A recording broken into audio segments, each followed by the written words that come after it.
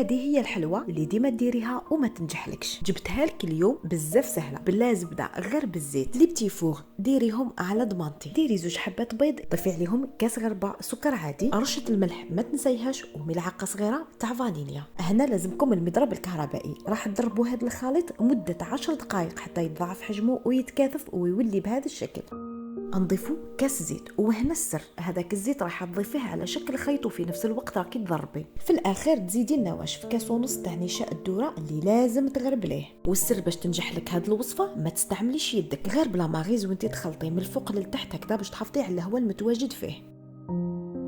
زيدي 2 كيسان تاع فارينه وراكي تغربلي، وفي نفس الوقت راني نخلط كيما العاده بلا ماغيز من الفوق للتحت. نحط هذاك الخليط في بوش ونحطه في صينيه الفرن بهذه الطريقه كيما نديروا لي غوزاس. دخلي للفرن يكون مسخن مسبقا على 180 درجه.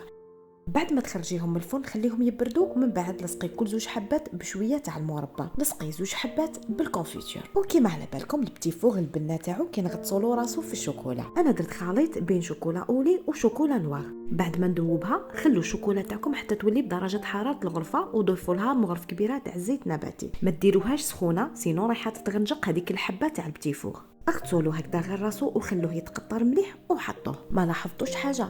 خميره كيميائيه ما كانش، وجانا منفخ ومبنبن والله الله عليه. الحلوه راهي واجده. زيدي لها كاس قهوه كحله وحكي لي على البنه.